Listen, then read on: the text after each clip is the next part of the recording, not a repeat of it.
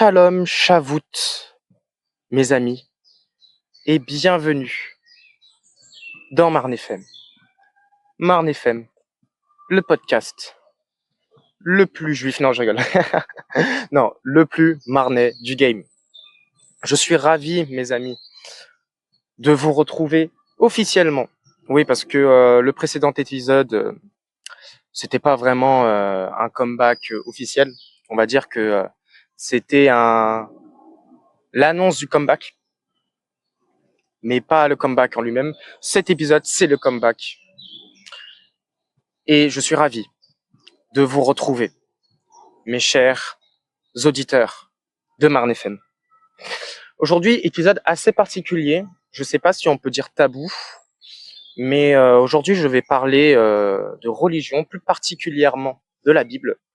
Parce que oui, les amis, je suis devenu juif messianique de cœur. Je me permettrai pas de dire que je le suis d'ethnie.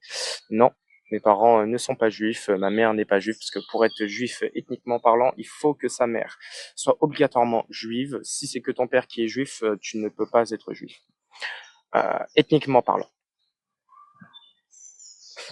Donc, je vais vous raconter tout ce parcours-ci. Je vais essayer de le faire en moins d'une demi-heure. Du coup, pourquoi? Parce qu'en fait, j'ai remarqué que mes épisodes, enfin, le dernier épisode qui durait moins de 10 minutes a eu plus de vues que les précédents. Parce qu'il était plus concis. Du coup, les autres épisodes de Marne FM vont... Alors, je vais essayer de faire en sorte qu'ils durent moins d'une demi-heure. Moins de 40 minutes. Mais idéalement, moins d'une demi-heure. Pour que ce soit pas trop redondant pour vous, pas trop lourd aussi à écouter. Parce que l'idée, c'est que vous preniez du plaisir quand même à m'écouter et puis à écouter raconter ma vie de couillon de 18 ans qui a lancé un podcast où il raconte son parcours entrepreneurial alors qu'il a quitté la fac et qu'il a aucune idée de ce que va lui réserver l'avenir, mais il est confiant, optimiste et il a foi en Yeshua. Donc c'est Jésus-Christ en hébreu. Il a foi en Yeshua et au projet de son père, le Seigneur Adonai, ça veut dire Dieu en hébreu également. Donc il persévère. Même si que parfois, c'est pas toujours facile. Du coup, je vous lis le sommaire. Hein. Maintenant, je prends le temps de faire des sommaires parce que sinon, je sais que je vais pas m'en sortir. Alors, bon, bah, l'accroche, du coup, je l'ai faite, plus l'intro, présentation du sommaire.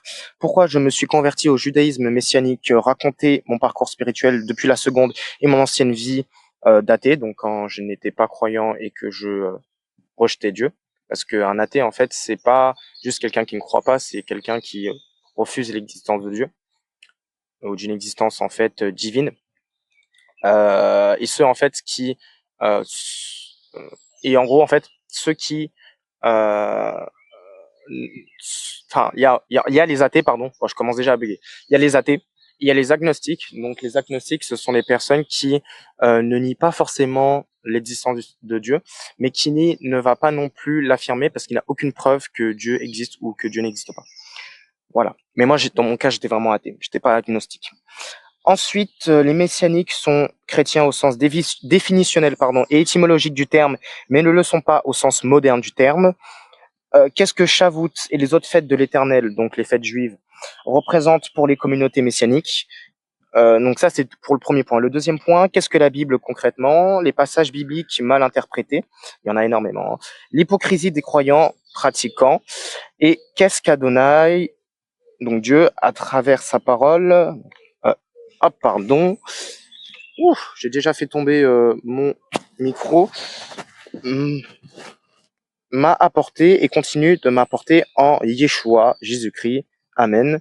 Lecture des commentaires des derniers Marne FM, mot de la fin, prière pour vous. Voilà, je vous adresserai une petite prière. Et outro. J'espère que j'en ai pas perdu déjà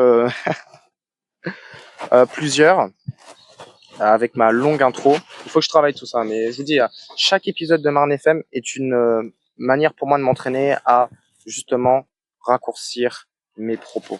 Donc, je vous prie de m'excuser si parfois je suis trop longé et je vous prie voilà, de faire preuve un peu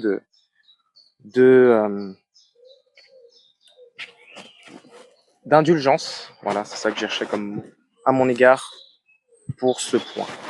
Ok, on va commencer sans plus tarder pour que ça fasse moins d'une demi-heure, ou alors moins de 45 minutes, 40-45 minutes. Pourquoi je me suis converti au judaïsme messianique? Alors, déjà, qu'est-ce que le judaïsme messianique?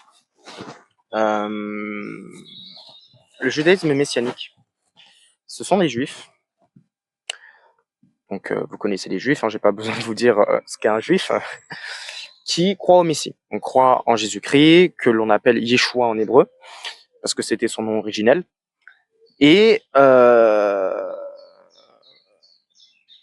ont les mêmes croyances que les chrétiens, mais qui conservent leur identité juive. Contrairement aux chrétiens qui ont abandonné la plupart des courants, je ne sais pas pour tous les courants, mais dont la plupart des courants ont abandonné l'identité juive pour se concentrer uniquement sur le reste. Et c'est pas une mauvaise chose, hein. C'est pas une mauvaise chose. Je suis pas en train de critiquer les chrétiens, absolument pas. C'est même plus obligatoire d'ailleurs de suivre, de continuer à suivre l'identité juive dans notre foi en Yeshua. C'est plus obligatoire, c'est vrai. Mais moi, j'ai décidé, alors que de base, vous le saviez, vous le savez, j'étais chrétien, évangéliste plus précisément. Mais finalement, je me suis converti au judaïsme messianique de cœur, parce que justement, je perdais du sens dans ma pratique de l'évangélisme.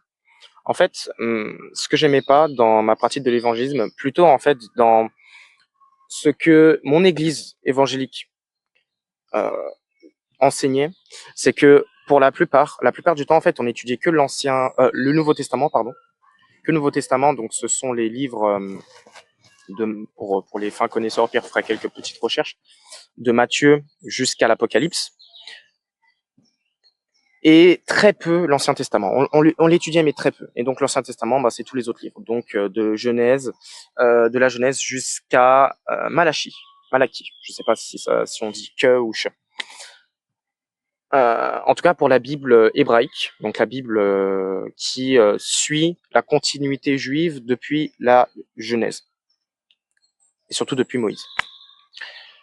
Après, il y a les Bibles qu'on appelle aussi deutéronocaliques, donc les Bibles qu'on nomme grossièrement les Bibles catholiques, sans être mauvais, sans être condescendant ou même insultant dans mes propos, où il y a des livres supplémentaires qui ne font pas spécialement partie du canon, c'est-à-dire de la lignée de base de la Bible. Mais ça, c'est un autre sujet. Et voilà, je perdais du sens dans ma pratique de l'évangélisme parce que on voyait que le Nouveau Testament essentiellement et pas assez l'Ancien. Et j'avais l'impression en fait de ne pas être un chrétien complet parce que le pasteur se concentrait uniquement, donc l'équivalent des prêtres, donc dans les courants protestants, dont l'évangélisme, se concentrait uniquement, principalement sur le Nouveau Testament. Et donc ouais, il y avait je perdais en complétude, je ne sais pas si ça se dit, dans ma pratique de ma foi en Yeshua. Et du coup, je perdais du sens dans ma propre pratique et je savais pas concrètement si j'étais sur la bonne voie. Il y a aussi d'autres arguments plutôt ressentis. C'est que, comment dire, je cherche mes mots. Désolé, hein, parce que en même temps, je réfléchis en fait à ce que je veux vous dire, parce que je veux que mon podcast soit le plus authentique possible. Je veux pas avoir de script, du coup. Comme vous le savez, j'ai des points clés, mais j'ai pas de script précis. C'est ça, et puis aussi le fait que je trouve que dans l'évangélisme, il y a beaucoup plus d'hypocrisie que dans les autres courants chrétiens. Après, je les connais pas tous, mais en tout cas, dans l'évangélisme, je trouve qu'il y a énormément de personnes qui ne sont pas vraiment évangélistes, dans le sens où leur pratique religieuse ne sert pas justement à servir le Christ, à servir la cause du Christ pour se rapprocher de Dieu. Parce que pour la plupart, en fait, ils ont des vices. ils se cachent en fait, ils cachent leur vice dans leur pratique religieuse pour la plupart. Et je les trouve assez faux. Pour la plupart, je dis bien pour la plupart, je ne suis pas en train d'insulter les évangélistes. J'exprime seulement mon ressenti. Et je veux pas de haine dans les commentaires, parce que le but c'est absolument pas de critiquer quoi que ce soit. Le but c'est que je vous partage mon ressenti, qui m'est propre et qui ne sera pas partagé par tous. C'est normal.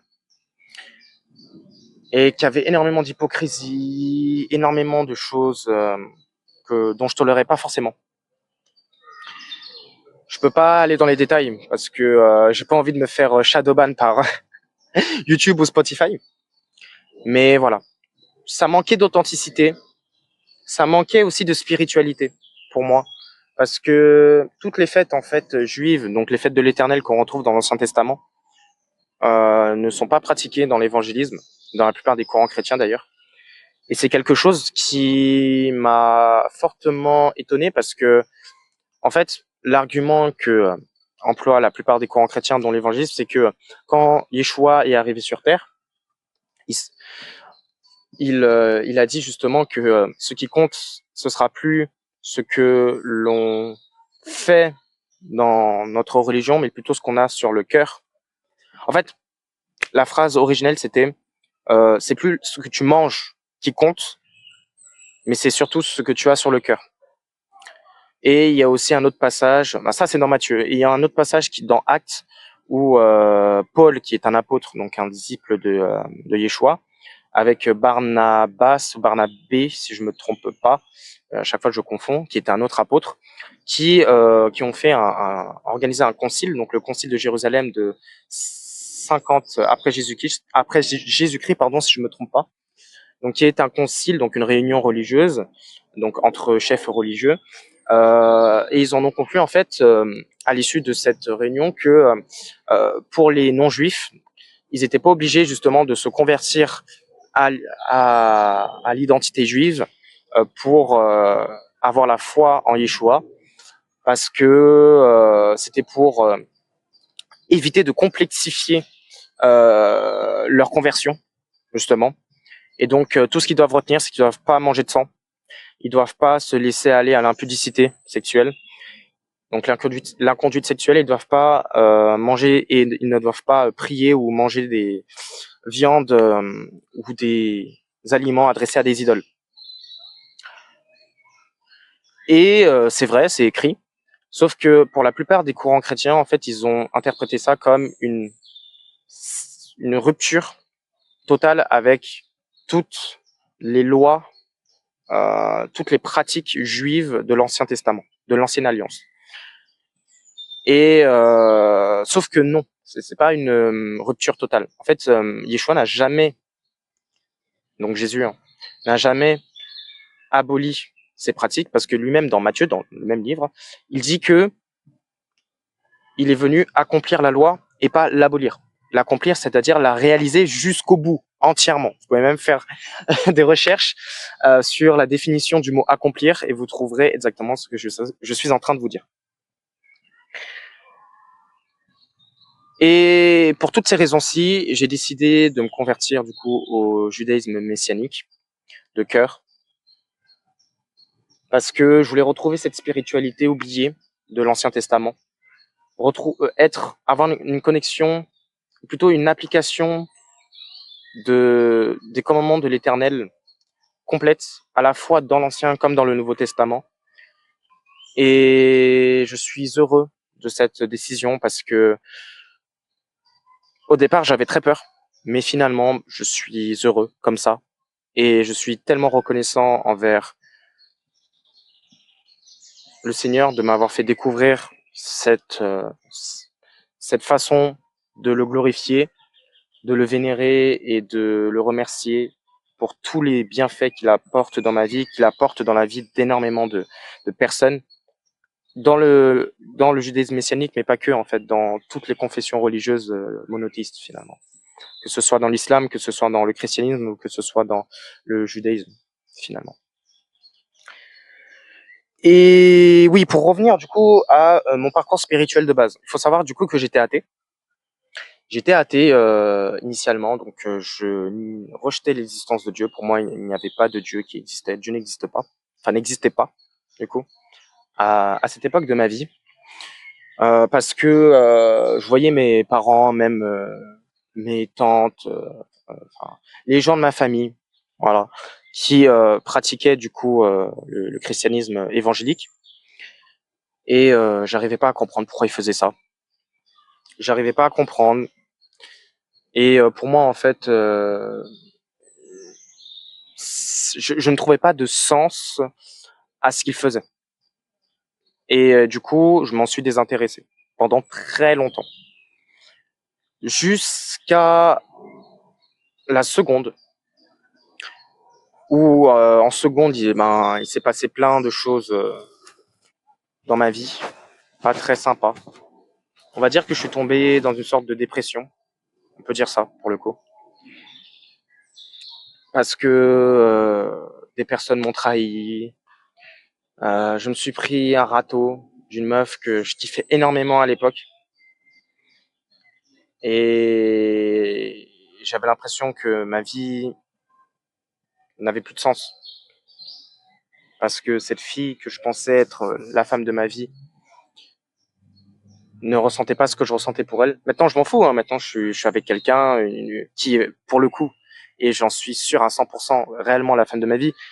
Et c'est elle que j'aime. Mais à l'époque, j'aimais une autre fille. Et je pensais que c'était elle, la femme de ma vie. Et finalement, ça s'est avéré être, ne pas être le cas. Et donc, j'étais totalement dévasté. Et j'ai totalement arrêté mes activités artistiques, donc l'écriture qui me tient tellement à cœur. Une de mes activités qui me définit finalement, hein, qui fait partie de ma personnalité, de mon identité. J'avais arrêté la musique, j'avais arrêté toutes les activités culturelles, artistiques qui me qui me donnaient des raisons de me lever le matin. Et j'étais tombé donc en dépression. Et un jour, alors que j'avais que des pensées noires, vous savez, j'ai découvert le dev perso, notamment à travers les vidéos de Loan LV. Ça m'a un peu requinqué, on va dire. Au départ, j'étais pas accrocheur à, à ces idées, aux idéaux du dev perso, mais finalement, j'y ai adhéré petit à petit. Mais je sentais toujours un vide en moi, malgré que j'étais dans le dev perso, entre guillemets. Et je comprenais pas pourquoi. J'arrive pas à comprendre pourquoi. Et un jour, je sais pas le quand, j'ai ressenti le besoin de lire la Bible. J'avais une Bible que mes parents, que j'ai toujours d'ailleurs, que mes parents ont acheté depuis que je suis tout petit, que j'ai jamais lu, hein, que j'ai jamais osé, ne serait-ce lire la première page, parce que comme je vous l'ai dit, pour moi, ça n'avait pas de sens de prier quelque chose qui n'existait pas, à l'époque, hein, bien sûr. Maintenant, j'ai absolument plus le même discours, vous l'avez compris. Mais j'ai ouvert du coup les pages de la Bible. J'ai lu quelques passages, je sais même plus lesquels. J'ai lu des passages au hasard. Et ça m'a touché. Il faut le dire, ça m'a touché. J'ai ressenti quelque chose de profond en lisant ces passages. Pas juste quelque chose de profond dans le sens où ça m'a touché, bon parce que voilà, j'étais dans le désespoir et des passages m'ont redonné espoir, machin, donc ça m'a touché. Non, ça m'a vraiment profondément touché. Au point où des larmes sont sorties toutes seules de mes yeux. Et je comprenais pas pourquoi, mais elles sont sorties. Et je ressentais une émotion que j'ai jamais ressentie. Un sentiment littéralement qui me transcendait de tout mon corps, de tout mon âme, de tout mon être. Et je comprenais pas ce qui se passait. Oh, il y a un chien. Il y a un chien qui se promène. Il est tout mignon. Il est tout mignon. On va laisser passer. Hein. Salut. Comment tu vas? Il est trop mignon.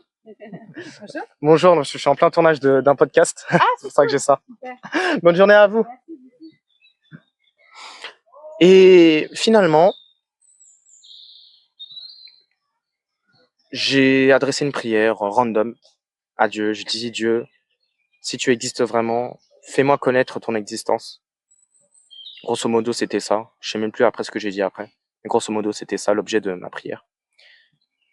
Et j'ai fini par le suivre. J'ai compris qu'il existait, qu'il était vivant, qu'il a toujours été auprès de moi, même quand j'étais triste, qu'il n'a jamais voulu mon mal, et que je sombrais dans les bas-fonds de la société à cause de la mauvaise influence que Satan avait sur moi, et qu'il fallait que je change cela, et j'ai décidé de le suivre, et de placer ma foi en Jésus-Christ, Yeshua. Ça fait déjà 20 minutes et je suis toujours au point numéro 1. Ça durera pas 30 minutes, les gars. Alors, on va faire en sorte que ça dure moins d'une heure parce que j'ai énormément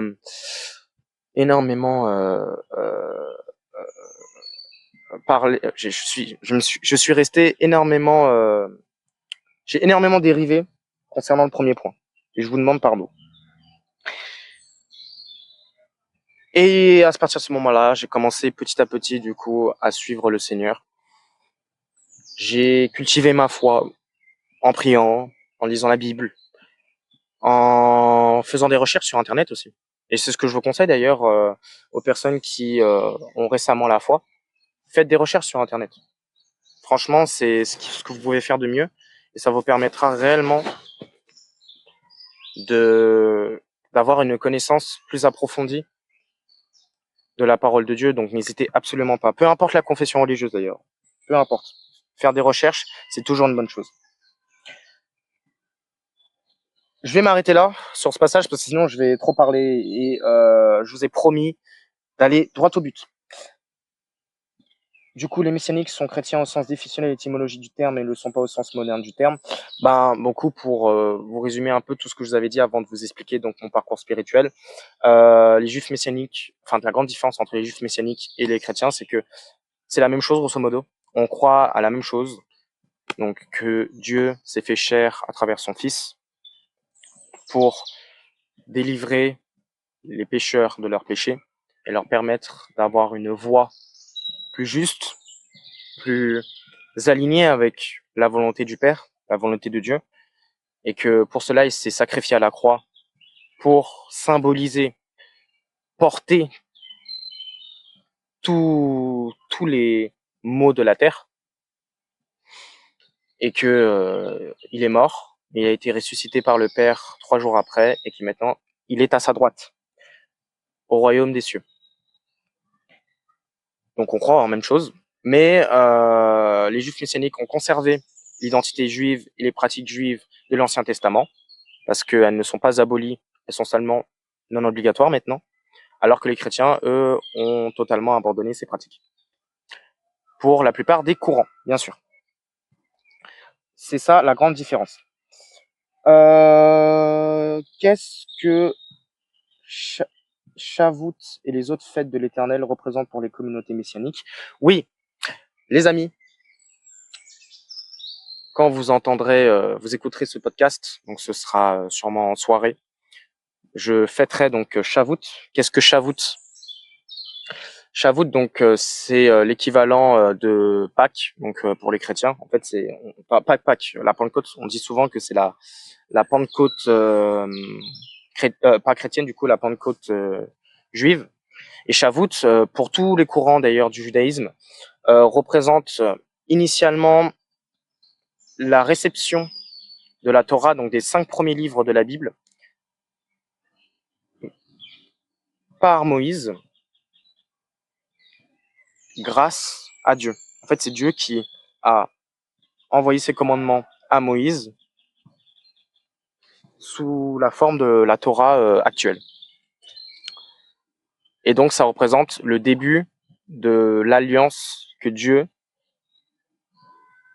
fonde avec les Israélites, donc les Israélites, donc les Juifs, quoi, grosso modo. Et donc, pour les Juifs messianiques, ça va encore plus loin, parce que ça représente pas que ça représente également tous les messages, toutes les prophéties que le Seigneur nous permettra au monde d'avoir sur sa parole, et surtout le message de Yeshua, donc Jésus-Christ. Surtout son message. Et c'est une fête symbolique parce que ça représente en fait tout ce que je viens de vous dire. Et c'est extrêmement important parce qu'en fait, sans la Torah, le reste n'aurait pas pu avoir lieu. Le reste n'aurait pas pu avoir lieu et Dieu ne nous aurait pas communiqué sa parole, le reste de sa parole. C'est pour ça que c'est aussi important Shavuot et que ce soir, du coup, je le fêterai directement en live, donc sur YouTube parce que je peux pas me déplacer, directement en live sur la chaîne YouTube El Bethel, donc la communauté messianique de Paris. Et ce sera du coup le Rav, donc le rabbin Emmanuel Rodriguez Pérez, qui présidera ce Shavuot. Et donc c'est une fête donc très importante. Et les autres fêtes de l'Éternel d'ailleurs le sont. Donc les autres fêtes de l'Éternel, donc les fêtes juives, en fait c'est Shavuot, Shabbat. Donc Shabbat en gros c'est une journée, donc c'est le vendredi soir du coucher du soleil jusqu'au samedi soir du coucher du soleil. Voilà, donc une journée. Ou grosso modo une journée environ, hein, où on se déconnecte totalement du monde, donc les réseaux, le jeu vidéo, bref, tout ce qui est numérique, c'est ciao, pour que l'on retrouve une relation personnelle, conscientisée avec le Seigneur en Yeshua, et que on puisse aussi se retrouver soi-même, parce qu'on a tendance à être très très très très très très très très très très très perturbé par nos obligations personnelles, et c'est normal. On a plein de choses à faire, plein de choses à penser, et parfois on oublie en fait de pleinement se consacrer à Dieu. Et justement, Shabbat, c'est pour reprendre ce temps spirituel avec Dieu et se reconcentrer sur ce que l'on doit poursuivre selon sa volonté. C'est ça, Shabbat. Ensuite, il y a d'autres fêtes juives. Donc, je peux vous faire du coup quelques petites recherches. Donc, très rapidement.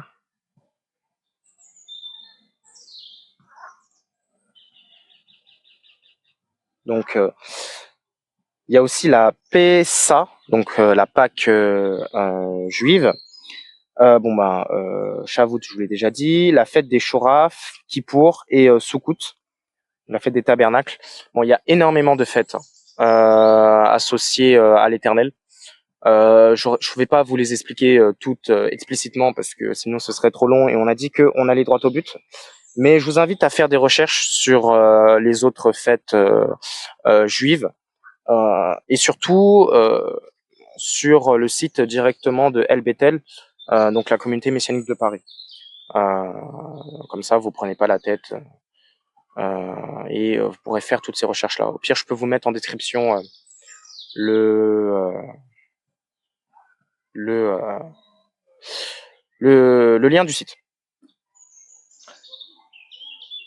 Ensuite, on va passer au point numéro 2. Qu'est-ce que la Bible concrètement, après presque une demi-heure de podcast? Les passages bibliques mal interprétés et l'hypocrisie des croyants pratiquants. Qu'est-ce que la Bible concrètement? C'est très simple. La Bible, donc la racine latine de Bible, donc la racine étymologique de la Bible, donc qui est en latin, qui veut dire Biblia, Biblia qui veut dire les livres, en latin. Les livres, parce que en fait la Bible, ça, c'est le recueil de toutes les prophéties, poésies et paroles brutes du Seigneur, de la Genèse, donc de la création du monde, jusqu'à,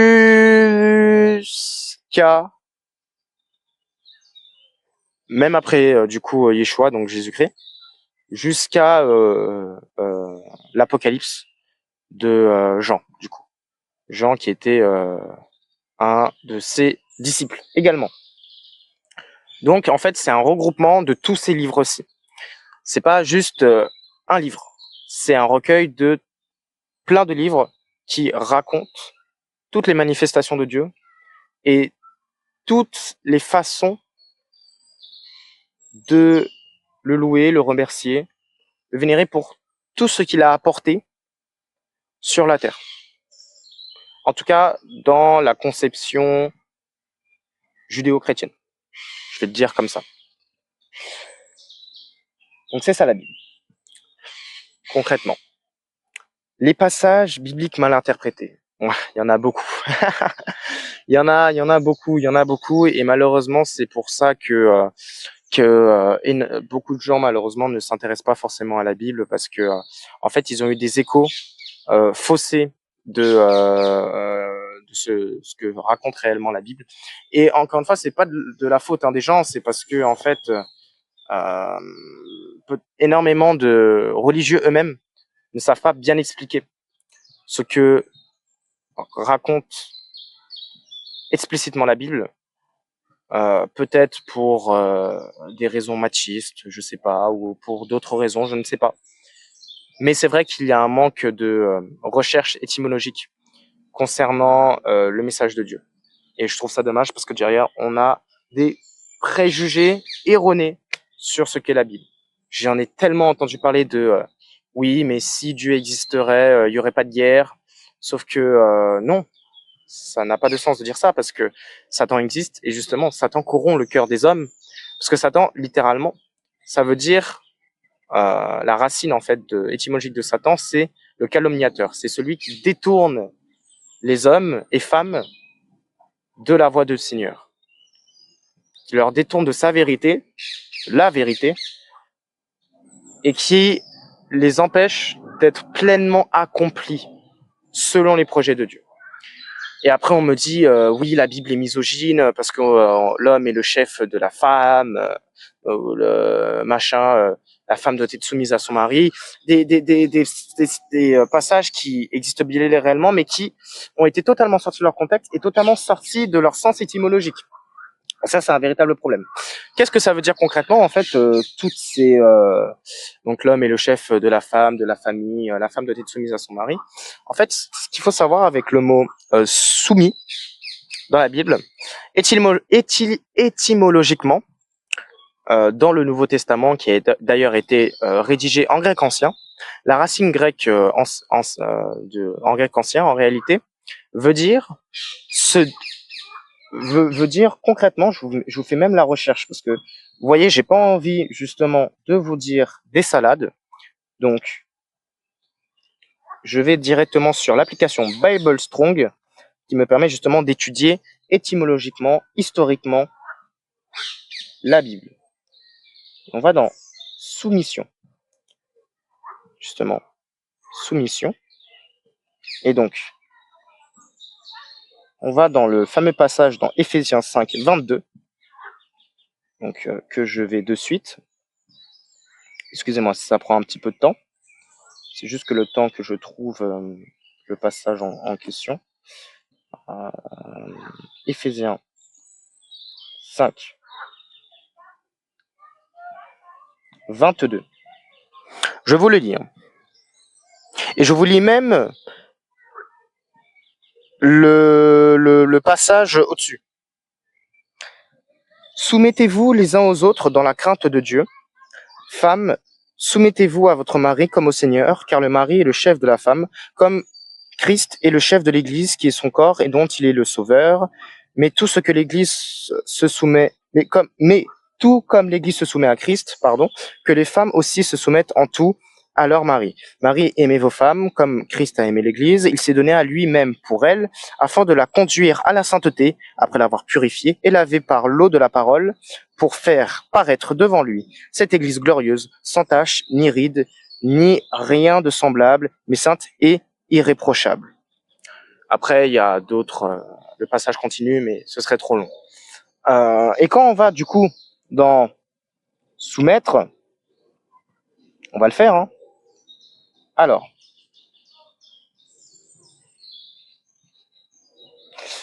qui veut dire en grec ancien hypotasso, qui veut dire en réalité, alors ça veut dire plein de choses, mais la véritable signification, c'est Dans un sens non militaire, parce que c'est un sens militaire, donc dans le sens militaire, c'est du coup être sous l'égide de son chef, donc de son chef militaire. Mais dans le sens non militaire, parce que là on ne parle pas de l'armée, il y a une attitude volontaire, hein, donc mutuelle, de donner, de coopérer, d'assumer des responsabilités, de porter une charge. Donc, en fait, quand on traduit exactement ce que ça veut dire hupotasso, ça veut littéralement définir le dévouement. En fait, on pourrait traduire se soumettre par se dévouer. Et qu'est-ce que ça veut dire se dévouer? Se dévouer, hein, dans le dico, hein, je n'invente rien, je me permettrai pas. Se dévouer, c'est... Je vais prendre les définitions de l'internaute, parce que l'internaute, elles sont assez simples à comprendre et elles sont pas mal, Voilà. Non, je prends le Larousse. Je vais prendre le Larousse, pardonnez-moi de mon indécision. Je vais prendre le Larousse, enfin s'il veut bien, parce que bon, j'ai pas non plus énormément de réseau là où je suis, dans le parc où je tourne cet épisode, parce que j'ai voulu le tourner, voilà, sous le soleil, mais abrité sous les arbres quand même, pour pas avoir une insolation. Alors, ça veut dire, à plusieurs définitions bien sûr, se consacrer entièrement à quelqu'un, j'en ai pris une. Se consacrer entièrement à quelqu'un, à quelque chose, se sacrifier, comme se dévouer à une cause. Et du coup, ça vient de se vouer, qui en réalité veut dire consacrer quelqu'un, quelque chose à une divinité, à un saint, par aveu, le mettre sous sa protection. Employer activement son temps, ses facultés, etc. pour la défense ou l'accomplissement de quelque chose. Porter durablement un sentiment à quelqu'un. Désigner quelqu'un pour quelque chose, le prédestiner à quelque chose, amener à telle situation, à tel état, être promis, être fatalement destiné à quelque chose, se consacrer, s'appliquer à quelque chose de façon assidue. En gros, se dévouer, ça veut dire donner le maximum pour l'autre. Dans le cas de la Bible, la femme doit se consacrer entièrement à son mari, comme le mari doit se consacrer entièrement à sa femme, parce que les deux ne forment qu'une seule et même chair, qu'une seule et même personne, et que ensemble, ils forment une sainteté, une, une symbiose reflétant la sainteté du Seigneur en Yeshua. C'est ça que ça veut dire. Mais malheureusement, c'est mal traduit. C'est mal traduit, plutôt mal interprété. Et chef, qu'est-ce que ça veut dire concrètement? Le chef, c'est la tête. Képhalé, qui veut dire la tête. Donc, la tête à la fois pour l'homme ou l'animal, la perte de la tête amenant la mort. Le mot est souvent utilisé dans les phrases qui parlent de peine capitale, métaphorique, tout ce qui est suprême, saillant, un chef, personne, maître seigneur, un époux dans la relation avec sa femme. En gros, le chef, c'est la tête de la famille, la tête de sa relation avec sa femme. Et que s'il fait n'importe quoi, s'il fait en sorte que sa tête, c'est métaphorique, hein, ce que je suis en train de dire bien sûr, soit décapitée par ses péchés, ses iniquités, sa mauvaise conduite, eh ben c'est sa relation avec sa femme qui en paiera le prix. C'est la stabilité de sa famille qui en paiera le prix. C'est sa relation avec le Seigneur qui en paiera le prix. Et donc un chef, une tête, ne peut se permettre de faire preuve de tyrannie envers sa femme, envers quelconque personne. Ça aussi, c'est mal traduit. Mal interprété plutôt. Et puis d'autres passages également qui sont mal interprétés. Je pourrais vous en citer, mais bon, la liste serait trop longue. Et ce n'est pas le but. L'hypocrisie des croyants pratiquants. C'est un peu en lien avec ce que je vous disais par rapport à ce qui se passe dans mon église évangélique.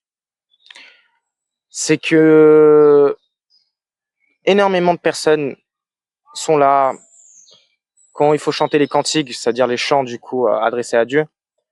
Ils sont à fond, ils lèvent carrément les mains au ciel, carrément ils s'agenouillent, machin et tout, pour Dieu, mais qui, dans leur quotidien, ne portent pas l'amour du Seigneur, ne portent pas sa droiture. Oui, parce que il faut porter son amour, mais aussi sa droiture. Et c'est dommage, parce que c'est absolument pas ce que le Seigneur nous a demandé. Et être chrétien ou être croyant pratiquant, c'est pas seulement prier, aller au culte et se revendiquer dans l'identité religieuse que l'on a décidé de se revendiquer. Non, c'est porter toute une discipline, porter tout un tas de fruits, justement, c'est écrit dans la Bible, tout un tas de fruits que l'on cultive par notre travail, par notre discipline, par notre droiture et alignement avec Dieu. C'est surtout ça.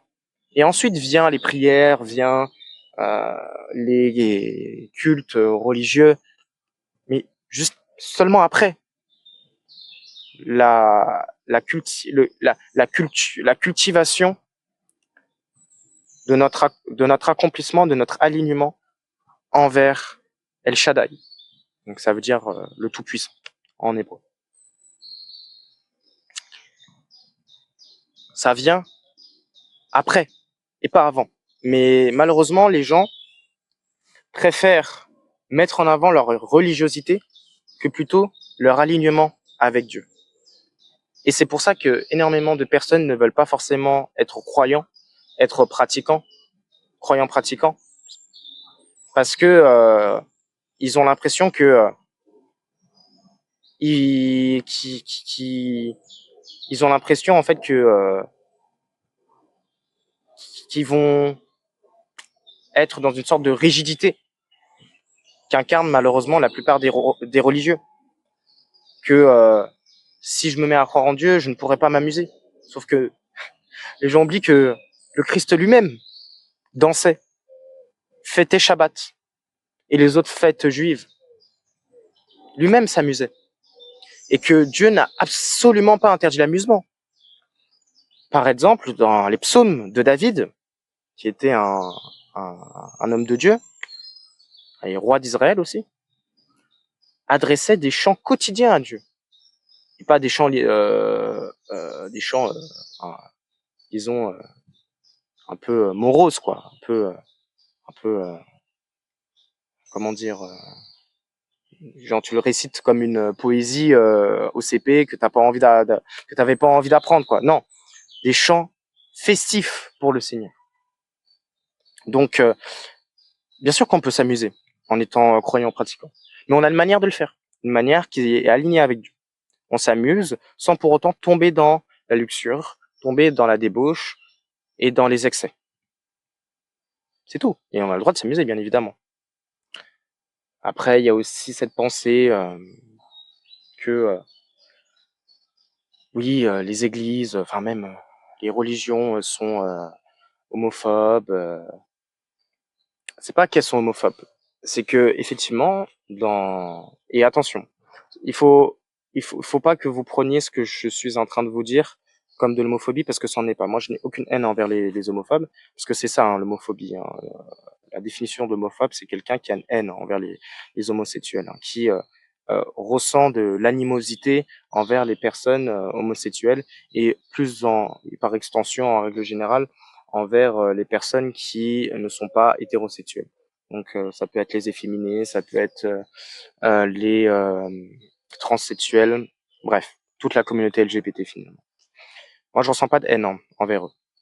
C'est juste que les croyants pratiquants, les véritablement croyants pratiquants, ne soutiennent pas ces pratiques dans le sens où elles ne vont pas les valider. Mais ce n'est pas parce qu'on ne va pas les valider qu'on va s'y opposer, que l'on va critiquer. C'est de façon négative ces pratiques. Moi, personnellement, je dis bien personnellement, j'ai rien envers les personnes non hétérosexuelles, j'ai rien envers la communauté LGBT. Mais je ne vais pas participer à des gay pride, je ne vais pas aller dans des bars homosexuels, je ne vais pas bénir des mariages euh, homosexuels, non hétérosexuels, mais ce n'est pas pour autant que je vais les critiquer, que je vais m'opposer à eux, je vais les tabasser dans la rue et que je vais les mettre au bûcher. Non. Oui, je suis, pardon, pour l'ironie de mes propos, mais ce que je veux dire, c'est que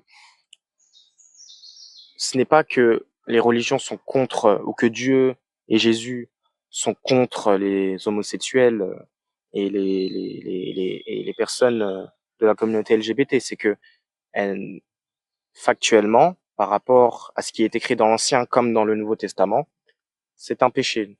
Et qu'est-ce qu'un péché? On redonne la définition, je donne la définition d'un péché. C'est pas genre quelque chose de mal. C'est quelque chose qui te détourne de Dieu. C'est plus subtil que ça.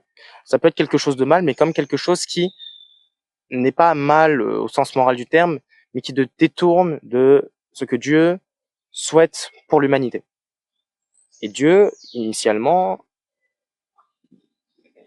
dans ce qu'il a conçu pour l'humanité, a voulu des relations hétérosexuelles, hétéronormées, où l'homme et la femme, par leurs différences biologiques et autres, se complètent, ne forment qu'un, et puissent adorer tous les deux par leur complémentarité, parce que justement leurs différences se complètent, adorer le Seigneur et reproduire son image à travers la procréation.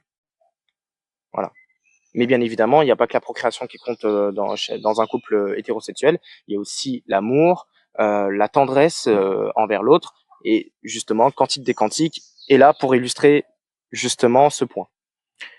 Mais donc pour revenir en fait aux relations non hétérosexuelles, c'est pas que c'est mal au sens moral du terme, mais c'est que ce n'est pas aligné avec ce que Dieu veut. Et donc, on ne peut pas valider cela en tant que croyant pratiquant. Mais pour autant, on ne va pas s'opposer dans le sens où on va critiquer négativement, mener des actions qui ont pour but de opprimer ces personnes, parce que nous, on n'est pas forcément alignés avec leur vision de la sexualité. Et c'est ça ou c'est ce point-là qu'il faut préciser, parce que malheureusement, c'est pas assez dit justement. Et donc beaucoup de personnes se mettent à penser que les personnes croyantes, pratiquantes, les religieux sont homophobes, alors que non, c'est juste qu'ils sont pas alignés avec et ne valident pas nécessairement, pas forcément la sexualité, la façon dont les personnes de la communauté LGBT vont pratiquer leur sexualité, mais pour autant, ils ne vont pas s'y opposer. Ils ne vont pas aller faire la guerre aux LGBT, quoi, grosso modo. Donc, je voulais préciser ce point, ça, c'était important. Et encore une fois, pas de haine dans les commentaires, hein, s'il vous plaît. Hein. On est en toute bienveillance ici, pas de haine dans les commentaires. Hein. Je compte sur vous. De toute façon, je vous fais confiance, mes chers auditeurs. Je sais que vous n'êtes pas comme ça. Et donc, c'est ça pas que je reproche, mais que je trouve dommage dans la religiosité moderne, c'est qu'on préfère suivre des pratiques pour suivre des pratiques que plutôt suivre des pratiques pour se rapprocher de Dieu. Et c'est un problème. Parce que toutes les pratiques religieuses qui puissent exister dans n'importe quelle confession religieuse, monothéiste, doivent servir Dieu. Et pas l'inverse. Et pas juste servir notre ego. Servir notre... ouais, c'est ça, servir notre ego. C'est servir Dieu. Et malheureusement, dans la plupart des religieux dont j'ai pu observer ne font pas ça. Ils préfèrent suivre des croyances, suivre des pratiques, des rites religieux pour suivre ces rites religieux. Non. On le fait pour servir Dieu, se rapprocher de Dieu. Sinon, ça ne sert à rien. Par exemple, moi, par rapport aux prescriptions alimentaires juives, donc qui indiquent qu'il ne faut pas manger de porc, qu'il ne faut pas mélanger le lait et la viande parce que on sépare le vivant du mort, parce que le vivant, bah, c'est la source vivante du coup de la vache, de la chèvre via son lait, et le mort, bah, c'est du coup l'animal qu'on a abattu pour manger. Donc on sépare le mort du vivant. On ne mange pas de sang parce que le sang, ça représente la source de vie du Seigneur, donc toujours dans une optique de séparer la mort du vivant, de ne pas goûter entre guillemets à la mort parce que justement tu goûtes le sang d'un animal que tu as tué pour le consommer. Donc ce n'est pas aligné avec ce que Dieu veut pour l'humanité. Voilà. Je le fais pas parce que j'ai envie de le faire pour me dire ah je suis juif messianique. Non, je le fais parce que ça a du sens pour moi, parce que ça me permet d'avoir une discipline alimentaire pour honorer le Seigneur. Et je le fais dans une optique de me dire que je le fais pour avoir une complétude, je sais pas si ça existe ce mot, avec la volonté du Seigneur dans l'Ancien comme dans le Nouveau Testament, et ses prescriptions alimentaires figurent dans l'Ancien Testament. Et en même temps, je le fais parce que je ressens du sens, je ressens une manière de glorifier le Seigneur à travers ma discipline alimentaire. Mais pas parce que je le fais parce que je suis juif messianique donc je dois faire ça. Non. Sachant que je mange pas totalement cachère parce que c'est impossible de toute manière. Du coup, j'essaie d'éviter le porc, j'essaie d'éviter tout ce qui va être quiche lorraine parce que ça mélange le lait et la viande. Et il y a du porc aussi dedans, dans la quiche lorraine traditionnelle. J'évite, par exemple, quand je vais au fast-food, je prends surtout des menus veggie du coup. Voilà. Mais il y a des moments où c'est compliqué de manger cachère, donc de manger selon les lois de l'Ancien Testament. Ben, je mange, je fais pas, voilà quoi, je vais pas me scandaliser pour ça, quoi. Voilà. Et de toute manière, ce n'est plus obligatoire. Donc, le Seigneur ne m'en voudra pas. Voilà, ça fait déjà 52 minutes. Bon, ça fera plus d'une heure, hein, désolé. Je m'améliorerai pour les prochains épisodes. Je vous le promets. L'idée, c'est que je fasse qu'à travers du coup ces podcasts hebdomadaires, que je m'améliore et que je sois beaucoup plus concis. Je vais passer au troisième point. Qu'est-ce qu'Adonai, donc Dieu, à travers sa parole, m'a apporté et continue de m'apporter en Yeshua, Jésus-Christ. Amen. Eh ben, la discipline, comme je l'ai dit, la discipline, parce que le Seigneur nous appelle toujours à donner le meilleur de nous-mêmes, et même dans les moments où on n'a pas forcément envie de le faire, parce que il nous le rendra au moment escompté. La discipline, l'espérance, parce que je me dis que l'espérance, la résilience, du coup, parce que je me dis que même quand il y a des choses difficiles qui arrivent dans ma vie, des moments où j'ai envie d'abandonner, notamment par exemple le deuil de ma grand-mère qui m'a profondément dévasté intérieurement et qui m'a fait énormément de peine. C'est normal, c'était ma grand-mère et qui a énormément fait de peine, notamment à ma mère et à mon oncle. Et ma mère est toujours dévastée d'avoir perdu sa mère justement, parce qu'il est normal, et mon oncle pareillement. Ben, le fait de me dire que le Seigneur est là pour moi, qu'il veillera toujours sur moi, comme c'est écrit dans Jérémie justement, à un moment, le tout premier chapitre de Jérémie, où Dieu du coup adresse ses commandements à Jérémie, donc un prophète, et lui dit que qu'est-ce qu'il voit, en gros là actuellement là où il se trouve, et à un moment il dit qu'il voit un amandier, et en fait l'amandier ça représente justement la vigilance divine qui ne meurt jamais, parce que l'amandier c'est le tout premier arbre qui fleurit au printemps, et que euh, grosso modo, en fait, par extension, ça représente une vigilance divine qui ne meurt jamais, qui est éternelle. Et l'Éternel, justement, sera toujours là pour veiller sur nous. Et même quand on a des épreuves, on les surmontera. Parce que le Seigneur ne nous tentera pas au-delà de nos forces. Et c'est justement écrit dans le Nouveau Testament. Alors, je ne sais plus quel passage exactement. Peut-être Corinthiens. Je vous laisserai faire vos recherches personnelles. Et donc, oui, la résilience, l'espérance, la discipline, euh, la joie, la bienveillance. Oui, bien sûr, c'est écrit justement dans le Nouveau Testament. Je sais plus dans quel passage exactement, mais peut-être Galates, je me trompe si je me trompe pas. Je ne sais pas. Ah, je ne sais pas exactement. Le Seigneur nous dit que qu'il faut qu'on soit tout le temps dans la joie, pas dans le sens où il faut qu'on freine nos émotions négatives, hein. Dans le sens où même quand on ressent des émotions négatives, même quand on est en profonde affliction, en profonde détresse, de garder espérance en lui, parce que tous ces jours de tempête sont éphémères. Ça passera. Et qu'un jour, le Seigneur nous délivrera. Et que l'on sera reconnaissant envers lui de nous avoir délivrés justement de ces maux. Et c'est ça qui est merveilleux. Donc la bienveillance, la joie, la miséricorde. Avant, j'avais énormément de mal à pardonner mon prochain.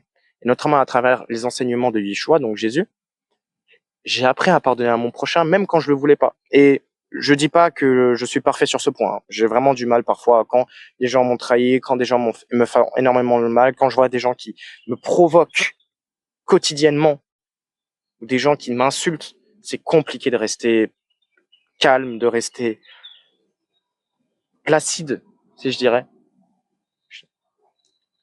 C'est énormément compliqué, mais il faut le faire. Et je fais en sorte d'y arriver, même si c'est dur, c'est très dur. Et la générosité, donner à son prochain, donner aux plus démunis, aux plus pauvres, parce que le Seigneur te le rendra et ça te permettra d'être une meilleure personne aussi. Jette ton pain à la surface des eaux, car avec le temps tu le retrouveras. C'est dans l'Ecclésiaste, dans l'Ancien Testament. Ça veut dire exactement ce que je viens de vous dire, donc c'est d'être généreux, de pas hésiter à donner ton pain à 7, à 8 personnes, parce que le Seigneur te le rendra. Et quand le Seigneur te le rendra, tu seras reconnaissant justement d'avoir été généreux. Et que ta main gauche ne sache pas ce que fait ta main droite. C'est-à-dire que quand tu donnes, il faut pas que tu sois là en mode je donne quelque chose, que tu sois entre guillemets frustré d'être généreux. Non, tu dois être généreux parce que tu es généreux. Tu es généreux parce que ce que le Seigneur te demande. Et donc tu donnes. Ta générosité doit être donnée avec générosité. C'est exactement ça que veut dire Yeshua quand il dit que ta main gauche ne sache pas ce que fait ta main droite. Grosso modo, c'est ça que m'a apporté le Seigneur. Et l'amour. Savoir aimer dans le sens respecter mon prochain, même si qu'il a péché, même si que il a fait des choses qui n'étaient pas forcément la gloire du Seigneur. Mais c'est pas grave parce que tout le monde a péché. Moi-même, j'ai péché. Et moi-même, je regrette d'avoir péché. Et justement, je ne dois pas en vouloir à mon prochain d'avoir péché, parce que tout le monde a péché. Le seul être humain, et encore, c'était pas vraiment un être humain, qui n'a pas péché, c'est Yeshua, Jésus-Christ. Mais sinon, tout le monde a péché. Et on peut pas être là tout le temps être là à dire t'as péché toi, nanana, toi t'es une tana, toi t'es une machin, toi t'es ceci. Et justement, ça me fait penser à l'épisode de la femme adultère dans Matthieu, et qui est dans d'autres passages de la Bible, comme Marc, voilà, où il y a une femme adultère, donc à Jérusalem, si je me trompe pas, ou bref, donc en Israël, qui donc a trompé son mari et qui se fait lyncher par la foule publique, se fait lyncher par l'opinion publique, et elle se fait carrément lapider. Alors vraiment, on lui jette des cailloux à la gueule comme ça, là. On lui sort ouais, sale traîné, t'as trompé ton mari, t'as pas honte. Et Jésus, qu'est-ce qu'il fait? Yeshua, il arrive, il va voir la femme, lui fait un câlin, si je me trompe pas, ou en gros la rassure, et lui dit, va et ne pêche plus. Bah, c'est exactement ce genre d'attitude qu'on doit avoir avec les gens. Tu as péché, c'est un fait, mais ça veut pas dire pour autant que t'es condamné à rester dans le péché. Donc, je fais preuve de bienveillance, de compassion envers toi et envers quiconque a péché. Et même Jésus lui-même le dit, Yeshua le dit, que celui qui n'a pas péché continue de lapider la femme adultère. Et là, tout d'un coup, les mecs, ils ont arrêté de jeter leurs pierres. Parce que tout le monde avait péché là-dedans. Et ça revient au fait que je disais que énormément de personnes se cachent leur péché dans leur religiosité et derrière s'éloignent de Dieu. Et c'est pas le but. C'est absolument pas le but. Et donc, le Seigneur m'a apporté tout ça. La discipline, la persévérance, l'amour, la compassion envers mon prochain, la bienveillance, la joie, la résilience et la piété, surtout. La piété. Un alignement conscientisé et que je fais dans la joie et dans l'espérance. En fait, tout est lié, vous l'aurez compris. On passe à la lecture des commentaires des derniers Marne FM. J'en ai eu. Il y en a de plus en plus de personnes qui m'envoient des commentaires, notamment sur YouTube. Les auditeurs Spotify, je vous attends. Je vous attends. C'est super important que vous m'envoyiez des commentaires pour, par exemple, me donner des sujets de vidéos, du coup, non, de podcasts que je pourrais aborder dans Marne FM, ou même pour m'exprimer votre soutien. C'est toujours un plus et ça me fait toujours plaisir parce que ça me donne justement envie de poursuivre ce que je construis à travers ce podcast. Dans le 5e épisode, donc arrête de te pop l'éponge et boss soldat, toujours des titres aussi drôles, si putaclic. Et il y a Nathan-O1M1M qui m'a remercié et qui m'a dit merci, grâce à toi je me suis mis à la trompette. Je pense qu'il voulait parler du saxophone et du coup je lui ai adressé un petit voc, voilà, de remerciement, et je lui ai encouragé donc à poursuivre son apprentissage instrumental parce que j'ai vu qu'il y avait une nouvelle fonctionnalité sur YouTube qui permettait directement d'envoyer des vocs à ses abonnés via l'espace des commentaires, et je trouve ça super comme fonctionnalité. Il y a Jaruto Aniko. Merci James de son vrai nom. Non, me spoil pas la Bible, je suis pas encore à jour, je suis qu'au début. Et du coup, je lui ai envoyé un voc où je lui disais, mais t'as cru que c'était une collection de mangas? En toute bienveillance, bien sûr. Ça m'a fait plaisir. J'ai reçu aussi un message sur le tout premier épisode de Marne FM. Attendez que je retrouve tous les épisodes. Super inspirant, merci beaucoup, qui a été envoyé par LK-SU5RM. Merci à lui, je lui ai envoyé aussi un voc que je lui ai dit en gros merci pour ton soutien. N'hésite pas à suivre les prochains épisodes parce que j'apporterai le maximum de valeur possible dans tous les domaines que je connais et que dans lesquels je pense que je peux apporter une certaine expertise ou alors quelque chose d'intéressant à écouter. C'est ce que ce que je me tue à faire en tout cas.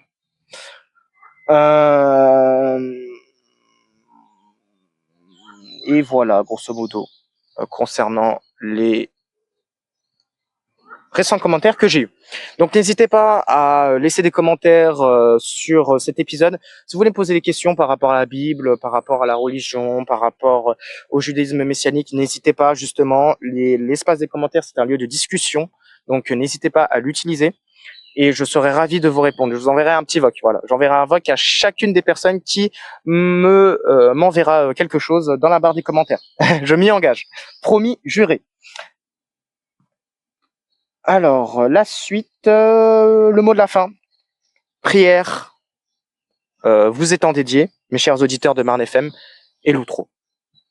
Donc, je vais vous adresser une prière pour les personnes qui m'écoutent depuis le début ou pour les nouveaux arrivants aussi.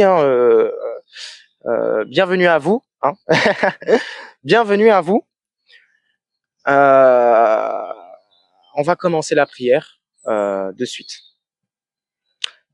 Seigneur, El Shaddai, toi qui as fondé l'univers, toi qui as fondé cette merveilleuse planète qui est la Terre, remplie de ta vie, de ton souffle de vie, via les êtres humains, tes créations les plus parfaites, enfin, qui reflètent le plus ta sainteté lorsqu'elle s'éloigne justement du péché. Je te remercie de me permettre de discuter avec mes chers auditeurs de Marne FM. Je te remercie de me permettre de poursuivre des projets qui ont du sens pour moi, même quand j'ai peur, parfois, et c'est même encore le cas. Je fais une petite révélation du coup, mes chers auditeurs. J'ai peur de prospecter, j'ai peur d'aller au contact des gens parce que j'ai peur de me faire rejeter par ces derniers. Et le rejet a eu énormément d'impact négatif dans ma vie. Et je sais que je devrais, que je dois outrepasser cette peur, mais j'ai justement peur d'outrepasser cette peur. Et le fait que je sache que je dois outrepasser cette peur me fait encore plus peur, me terrifie encore plus. Alors, Seigneur, je remets toutes ces angoisses, toutes ces anxiétés et toute l'anxiété, les incertitudes, les tracas de mes auditeurs et auditrices entre tes mains, entre les mains également de ton Saint-Fils Yeshua, le Messie, celui qui a apporté les péchés du monde, les inquiétudes du monde entre ses épaules, parce que tu lui as demandé justement de faire cela, et il t'a suivi, et il a accompli justement cette mission avec ferveur, avec volonté, sur la croix. Et maintenant, il est à ta droite, ressuscité et bien vivant, tout comme tu l'es, Seigneur.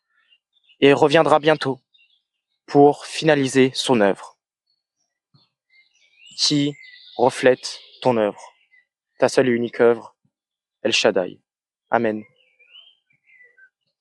Que mes auditeurs et auditrices puissent réaliser également leurs rêves, puissent trouver ce qui a du sens pour eux, qu'ils puissent s'accomplir dans ce qu'ils veulent accomplir, qu'ils puissent trouver de la paix, de la joie, de la bienveillance envers leurs prochains et qu'ils puissent eux-mêmes ressentir de la bienveillance envers eux-mêmes par ton Saint-Fils Yeshua, le Saint Rédempteur, le Saint Médiateur entre les hommes et toi, celui qui incarne cette alliance que tu as créée avec les hommes depuis Moïse, depuis Abraham, je dirais même.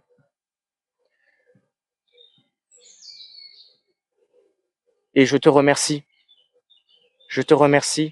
d'être là, d'exister et de, malgré toutes les imperfections de tes créations, de continuer à placer ton espérance, enfin, plutôt ta paix qui nous génère de l'espérance en tes projets, en tes desseins, Seigneur. Que ton nom seul soit glorifié et loué sur la terre comme au ciel. Et que la paix, la délivrance que peut apporter et qu'apporte ton Saint-Fils, Yeshua,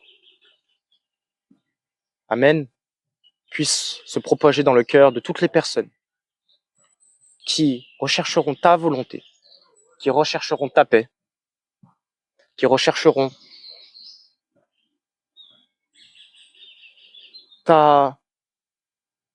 ton alignement, et que plus jamais Satan ne puisse les approcher, et que plus jamais Satan ne puisse approcher, ne serait-ce d'un cheveu, ne puisse toucher, ne serait-ce un cheveu des personnes qui m'écoutent actuellement. Au nom du Père, du Fils, par le Saint-Esprit. Alléluia, Amen. Merci à toutes les personnes qui ont écouté cette prière jusqu'au bout. Je vous souhaite le meilleur pour la suite. Peu importe d'où vous venez, peu importe ce que vous avez traversé, peu importe votre rapport à la religion, peu importe votre confession religieuse, je m'adresse à tous mes frères et sœurs de foi chrétienne, juive pour les autres courants, et musulmane, tous mes frères et sœurs de foi musulmane, je vous adresse aussi mes plus beaux compliments et mes plus sincères salutations. Et je vous souhaite le meilleur dans toute votre vie, même aux athées, ou même aux personnes qui n'ont pas placé leur foi en El Shaddai, le commencement et la fin de toute chose, Dieu avec un grand D. Eh ben, je vous souhaite quand même le meilleur, une excellente continuation dans ce vers quoi vous voulez réaliser, vous voulez aller. Et je vous souhaite aussi de trouver du sens à votre vie et de trouver ce pourquoi vous voudriez vous lever chaque matin. Que ce soit avec le Seigneur ou que ce soit sans lui. Tout ce qui compte, c'est que vous soyez en paix avec vous-même. C'est tout ce que je veux pour vous et tout ce que le Seigneur également veut pour vous. Et j'espère dans ce podcast avoir reflété tout ce qu'il veut refléter et tout ce qu'il veut pour l'humanité. Et si j'ai fait des erreurs, alors je m'excuse auprès de lui et auprès de son Saint-Fils. Et auprès de vous aussi. Car mon but n'est pas de vous corrompre, mon but n'est pas de faire en sorte de vous égarer. Le but, c'est que vous vous rapprochiez de ce vers quoi vous devez vous rapprocher. Ce vers quoi votre voix intérieure doit se rapprocher. Que ce soit en Yeshua, que ce soit en Elohim, donc Dieu, ou que ce soit sans Yeshua, ou que ce soit sans les deux. Sans Elohim, donc sans les deux. N'hésitez pas à me soutenir sur Instagram. J'ai oublié de faire le CTA du début, tellement j'étais concentré surtout sur le sujet d'aujourd'hui. N'hésitez pas à vous abonner à mon Instagram, Ugan Diaz, et aussi à mon autre Instagram lié avec Ugan Diaz, UJ Club, qui est surtout centré sur oui, les services que je veux apporter à mes prospects. Mais ça fait toujours plaisir que des gens me soutiennent, même si vous achetez pas forcément chez moi. Du soutien, ça fait toujours plaisir. Je vous souhaite une excellente soirée, une excellente journée, peu importe l'heure, le moment auquel vous écoutez ce podcast. Une merveilleuse vie, de préférence en Yeshua. J'ai bien dit de préférence. Et je vous souhaite tout le bonheur du monde. Nanana. Allez, flop.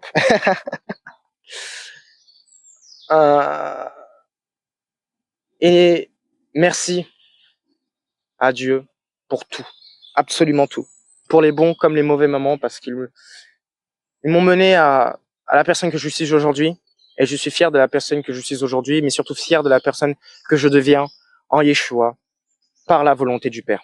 Amen. C'était Jérémy, en direct du 6e épisode de Marne FM, devant un lac et abrité sous des arbres. Merci les arbres d'ailleurs. Dans un parc de Dammartin. Je vous tiens au courant pour la suite de mes projets. Le prochain épisode sera sur ma copine, parce que je vous l'avais promis et je veux tenir mes promesses, comme le Seigneur tient toujours ses promesses. Je pense qu'elle aimera énormément cet épisode et qu'elle aime cet épisode actuel, parce que elle écoute très activement mes podcasts. De toute façon, c'est un véritable amour et sans elle, je ne serais pas en train de vous parler actuellement, honnêtement, et sans Dieu non plus. Et je vous dis à très vite l'équipe. Prenez soin de vous. Ciao.